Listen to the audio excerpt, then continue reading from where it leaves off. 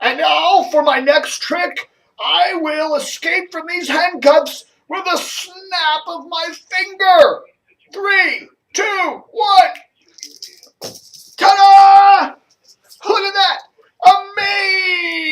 Amazing! Wow. Welcome to the 21st edition of March for Dave TV. Woo. Now, here's my question. I'm listening to WJFK there, Mike Wise, and what are they talking about? They're talking about a local murder case. That young woman, the Lululemon case, the young girl that got murdered by allegedly by her co-worker. Everyone thought it was some outsiders in a brutal murder on JFK. Now, I'd like to know, that kill each other. Gay and straight and all that. I'd like to know what that has to do with sports. I don't know. It's not like they were instructors. I guess ratings are ratings, right? They figure it's a hot topic and somebody's gonna they want to talk about it, so that's that. Okay, well, so be it. I thought WJFK was a sports station. What the heck? Well, who's this guy? Woody, listen to this. Thank you very much, Jimmy. From the beginning, Muhammad Ali's career was marred by controversy, and who knows, it may have ended last Saturday in the very same way. From the beginning, he First, we didn't know exactly what this was, but we've developed a theory.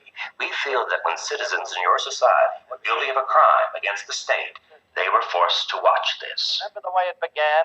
March of 1964. That's where it really began. That's exactly what that was. Woody Allen's Sleeper. That was on what channel was that on yesterday? Turner Classic Movies. One of my all-time favorite movies. I'm a huge Woody Allen fan. Granted, his latest couple movies haven't been so hot, but this was back when he was great. This was in the early 70s. Sleeper. And Diane Keaton. And I love that.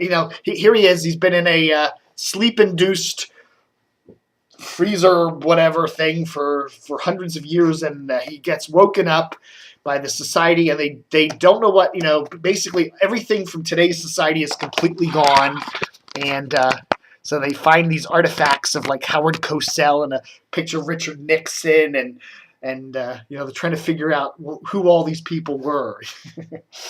Whoa. Some more artifacts here for you. Anybody remember Milton Q. Ford? This is from a 1951 directory of local Washington area talent.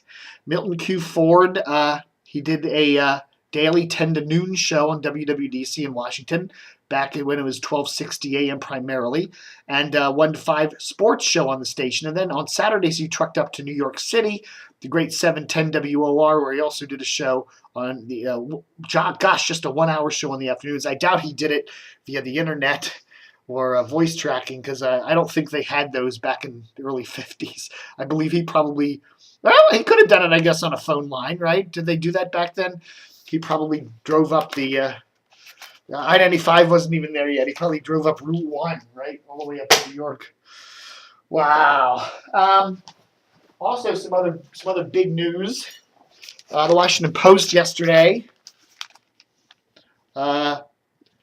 Patrick Pexton, the ombud, did a big piece on the damage done by plagiarism in the Post, and basically saying that, basically pointing out that, oh gosh, I forgot to close the curtain. I'm sorry. You won't be able to see my face too well. Well, let me go close it. Excuse me. Maybe you'll see better. Let's see if I do that.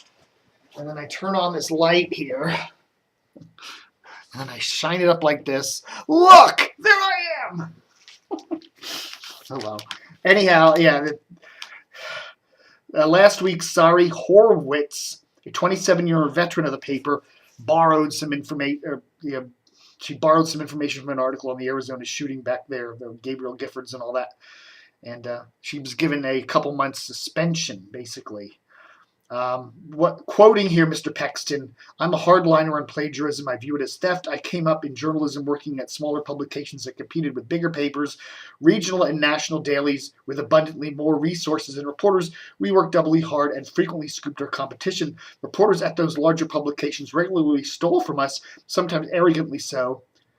In the early years, it made me angry, but pretty soon it happened so often, I view it with a mix of anger and triumph. And I think a lot of that, quote unquote, a lot of that happens today with the internet.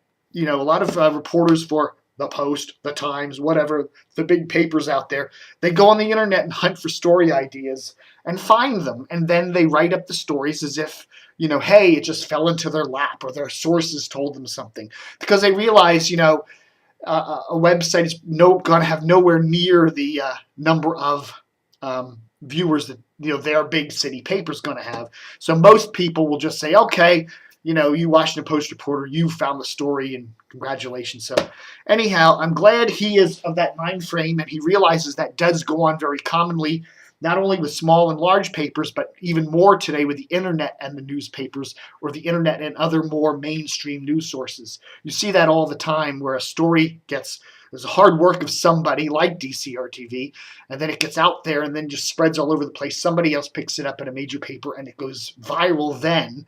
And everyone so, oh, well, this wonderful Washington Post reporter found all this stuff out when, hey, we found it out. And I scream and yell about it, and but who the heck knows, man? Big news today. What's on the docket? Just got word. A very sad news here. Patrick Casey, only 54, died after a 13-month battle with brain cancer. Mr. Casey was born in Washington. He went to Loyola College, and shortly after college, he worked for Baltimore Mayor William Donald Schaefer. And from there was recruited into TV news in the Charm City by John Butte, then the news director of Channel 2, WMAR, who became a mentor and friend to Casey.